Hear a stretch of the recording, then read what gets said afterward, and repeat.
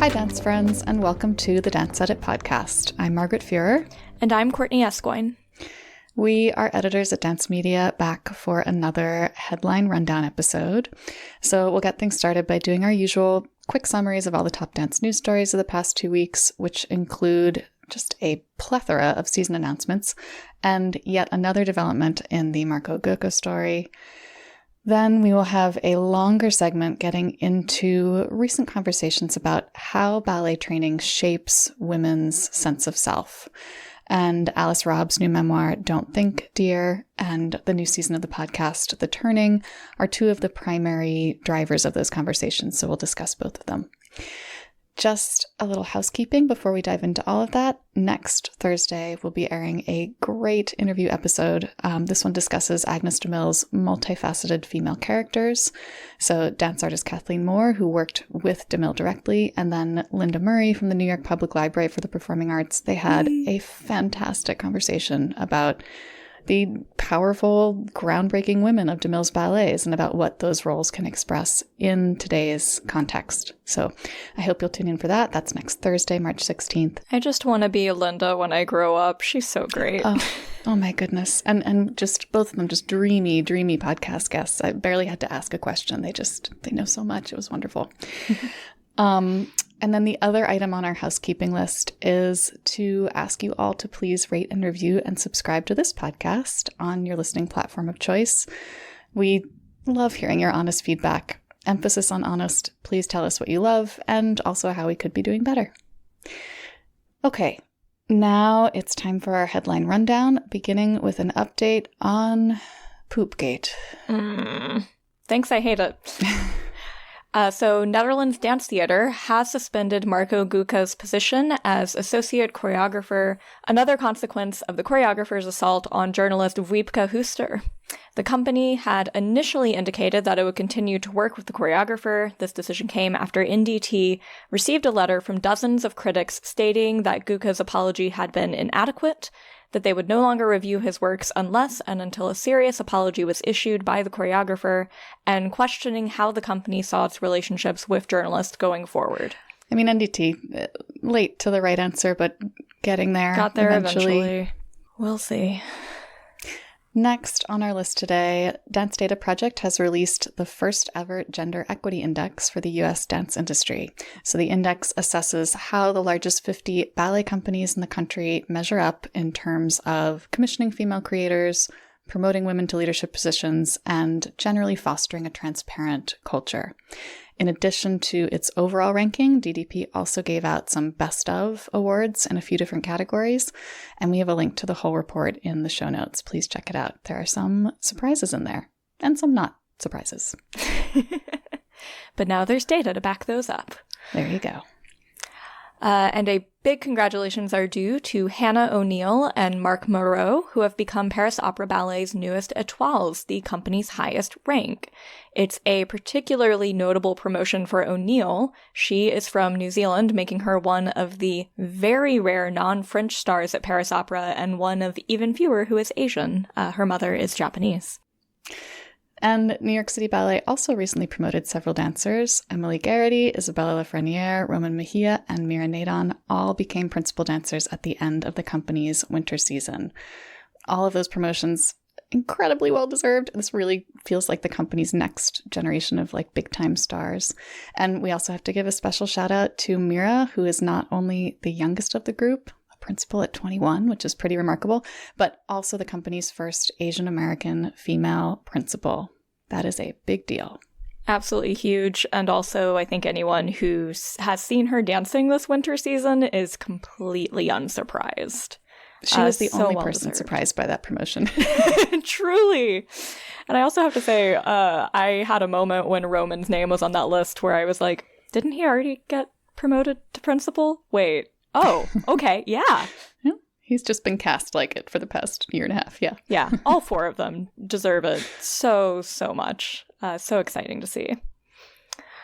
And on the other side of the coin, in a move that was deeply puzzling to all of us on the Dance Edit Slack channel, frankly, the Bolshoi Ballet has issued a statement that ballerina Olga Smirnova was fired last April after stating her opposition to the war in Ukraine. According to some reporting, she has been on leave for the last year and was expected to return to the Bolshoi next week. But considering that she's joined Dutch National Ballet as a principal dancer and is guesting with Le Ballet de Monte Carlo, did anyone think she was going back to the Bolshoi? The whole thing is very strange. It seems like a very petty effort to sort of wrench control back in the situation on the Bolshoi's part. It feels pretty petty, yeah. In a very different corner of the ballet world, longtime Royal Winnipeg Ballet artistic director Andre Lewis has said that he will step down in 2025. Lewis's career at the company spans 50 years. He became its artistic director in 1996 and then also its CEO in 2018. The announcement noted that the role will now be split into two roles after his departure. There'll be a new executive director in place by this summer and a new artistic director by 2024. The musical chairs continue. Yep. And the Broadway-aimed Great Gatsby musical adaptation has found its director and choreographer. I was really excited by this news, spoiler alert. Rachel Chavkin of Hadestown and Natasha Pierre and the Great Comet of 1812 fame will direct, while Sonia Taya is attached to choreograph. They join a team that includes Florence Welch, like yes, Florence and the Machine Florence Welch, as composer for a premiere production at American Repertory Theater, set to debut in 2024. So, like, I, for one, am ready for Rachel Chavkin to make me feel things with lamps again. I don't know how it's going to happen, but it's going to happen. And then, like, Sonia's work on Moulin Rouge makes me feel like she's the perfect choreographer to, like, bring the glamour and the excess of a Gatsby party to life. Like, I'm... totally. It makes sense. What a just crazy dream team all around. Love it. In New York City, the Chelsea-based Joyce Theatre Foundation has announced that it is planning to expand into the East Village. It has signed a year-long lease on a rehearsal and studio space that can also be used for small performances over on East 10th Street. If the foundation can raise the funds needed for renovation, it plans to purchase and permanently operate that venue. So the Joyce will both use the space itself and also rent it out to other companies, with some studios available at subsidized rates.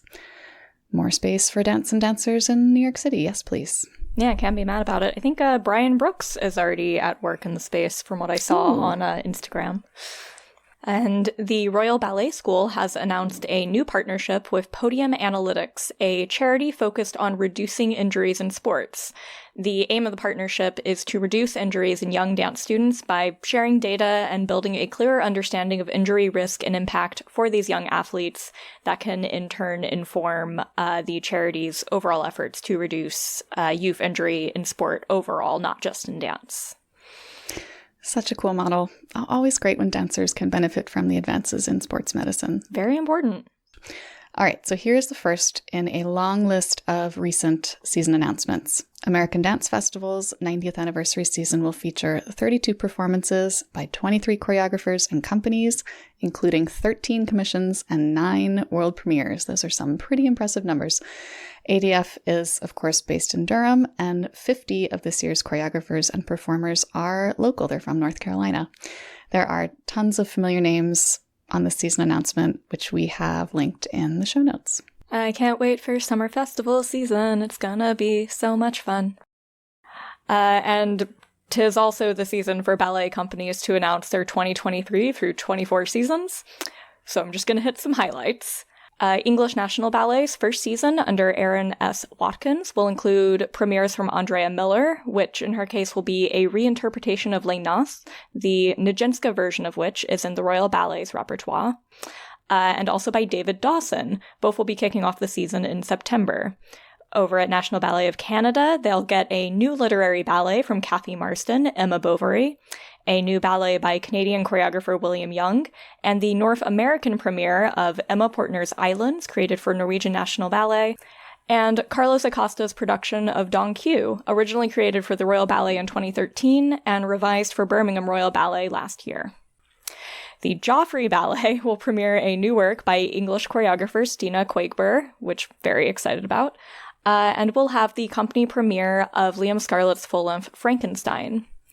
And at Colorado Ballet, they have a season of mostly full lengths with the notable addition of Val Caniparoli's Jacqueline Hyde, which premiered at Finnish National Ballet in fall 2020 of all times, as well as the return of Capellia, and at least one premiere slated for the end-of-season triple bill, the choreographer for which is to be announced.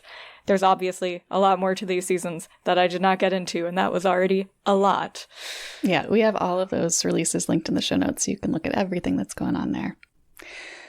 Here is perhaps the most delightful story of the lineup, or my personal favorite at least. Misty Copeland appeared on the season 3 premiere of Ina Garten's series, Be My Guest.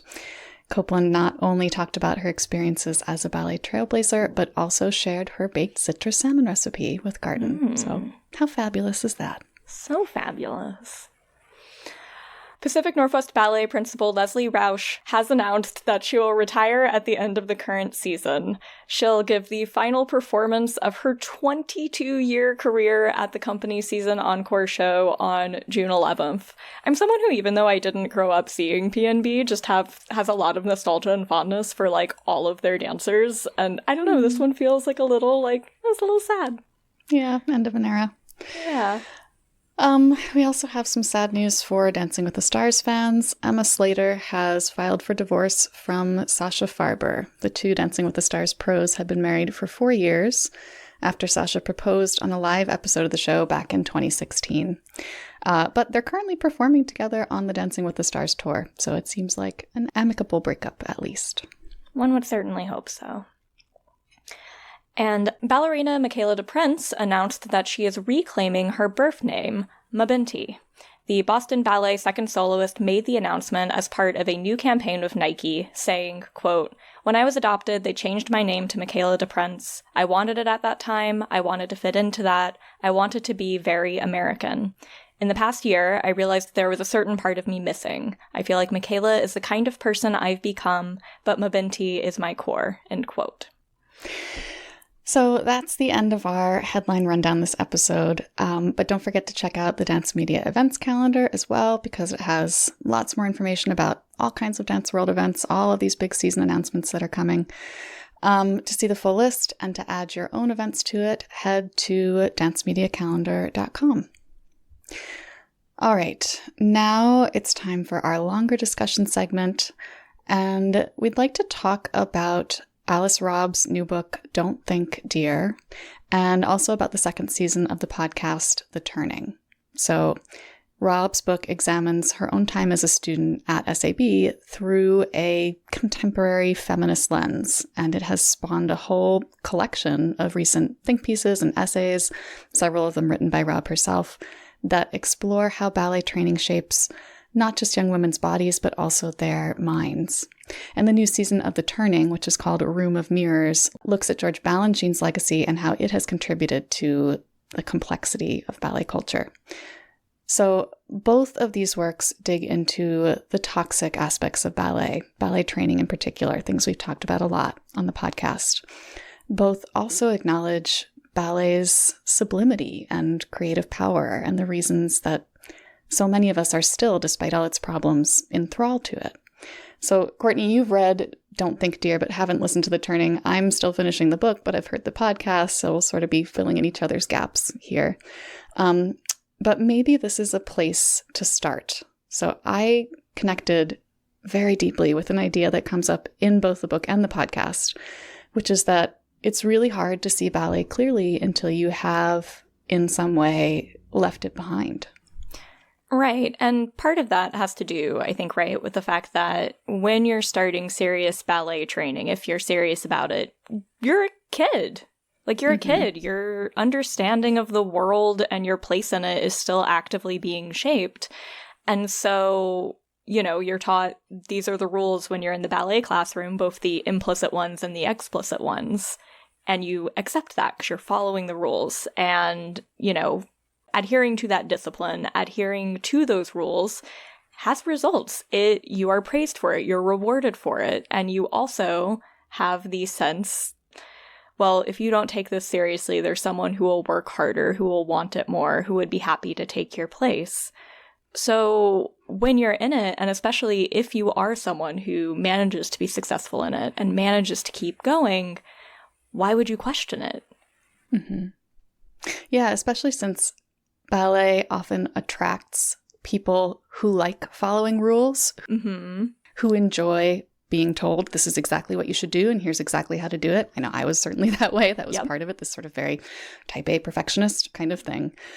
So that they're not necessarily naturally like questioners, and then having that reinforced over and over again by the entire culture of this that they're living inside as young people who, are still figuring out how the world works generally, being told this is how it works.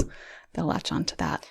Yeah, and one of the things I found really interesting, particularly in Alice Robb's book, because we're of like a fairly similar age, reading her kind of unpacking the ways that being serious ballet students, how that kind of carries out into the rest of your life and that like development. So talking about, well, I wasn't interested in dating because like ballet was what I was like so deeply focused on. When would I have time for that? Or, I mean, if I'm focused on my appearance, it's because it's part of my art, even though we are living in like a society and culture that has all these weird double standards about how girls approach their looks. Like, you shouldn't care about your looks, but also you're going to be rewarded if you care about your looks or if you look a certain way in a specific way. And that carries over into womanhood and, the patriarchy, et cetera, et cetera. But hearing her talk about like how this affects the way that she goes about dating, romantic relationships, how she presents herself, even as an adult who is no longer a dancer, I found really interesting because it articulated this odd tension of being a 21st century woman growing up with like all these ideas around, what womanhood could and should be against what ballet tells you it should be. Yeah. And there was something fascinating in her book, too, where she was saying that actually, especially as a young person, it was comforting in ballet class to be told, no, you should care about the way you look. In fact, we're not even going to make that explicit. That's just baked into all of it. There is an expectation that you present yourself a certain way. The double standard wasn't necessarily there. Exactly. Yeah. Which... Now that she's a little bit older, she also recognizes that was a problem. But when you're living inside of it, you don't see it as those complexities as easily. I've been listening to The Turning. I've really, really been enjoying it. It's extremely well done. I mean, first of all, the reporting is excellent. It includes some very candid interviews with a ton of dancers and experts who have in some way been shaped or influenced by Balanchine. And anytime you get the opportunity to listen to Allegra Kent, Run, Don't Walk, she gave an incredible and very, very Allegra interview in one of the episodes. But the episode that really got me was the 6th one, which actually focuses on the host of the show, Erica Lance, who it turns out is a former pre-professional ballet dancer. She trained very seriously, but ended up quitting as a teenager for a variety of complicated reasons, which the episode unpacks. And the person who interviews her for the episode is her sister, since she sort of watched Erica go through this whole intense phase of her life. And Courtney, it made me cry my eyes out.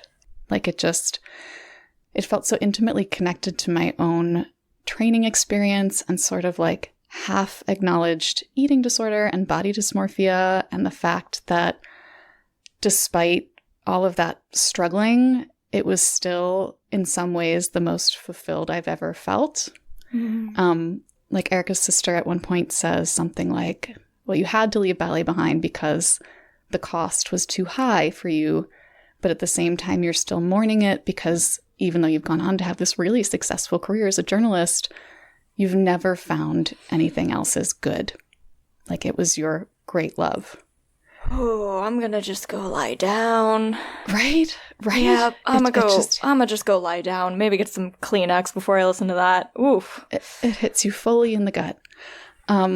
But I think that sort of gets at everything we've been talking about so far, is that kind of complicated mixture of feelings about something is almost impossible to parse while you're still living inside of the thing and going through the thing. And it's especially hard when the thing is ballet, which is teaching you, to be quiet and obedient and not to think, dear. Yeah, I mean, we used to always, like me and the girls I grew up training with, we would joke like, oh, ballet isn't a hobby, it is a lifestyle choice. It's a calling, yeah. Like... Which then connects very directly to a lot of the problems happening in the professional ballet world, where there's this expectation that you will suffer for your art because it is your true love. And, these are things that we've talked about at some length on the podcast. Yeah. But having a little distance from the professional ballet pressure cooker also allows you to enjoy the practice of ballet in a different way. Yeah. I want to talk about that piece that Alice wrote for Elle about the recent surge in adults taking up ballet classes because the stakes for them are so different. Yeah, one of the things that was so striking in it was Alice Robb, like, in reporting this, was interviewing someone who, like, started taking ballet as an adult and got into pointe work. And Alice asked kind of matter-of-factly about, like, oh, how do you deal with, like, the pain of pointe work? And the dancer she was interviewing just, like, very calmly was just like, well, if there's pain, that means something was wrong. So I would back off. Right. And, like, the way Alice's reaction was just like, oh, that would never have occurred to me as a student. Right. And so, yeah, it was so interesting looking at it from that perspective. And it also is just, like, this kind of joyful reminder of, like, there was a reason we love this thing. Because, like, yeah, when it's not taking over your life or, like, creating, like, this intense pain, whether that means psychologically or physically, like, it's like nothing else. It really is. And so it is incredibly cool that there is this increasing openness to adult ballet students getting to, like, actually experience that, which also, in turn, is important for the professional world. Just, let's talk purely economically. They are the patrons. They're going to show up for the shows. They're going to be supporting the arts because they're invested in it. Yeah. Anyway, clearly there's much more to talk about here. Obviously, it's a discussion that's already spanned whole books and whole podcast seasons. So in the show notes, we have links to a bunch of the articles that we mentioned, also to some coverage of the turning, and to a great Pointe magazine interview with Alice Robb. We hope you can check those out. All right, that's it for us this week. Thanks everyone for joining. We'll be back in 2 weeks for more discussion of the news that's moving the dance world. Keep learning, keep advocating, and keep dancing. Mind how you go, friends.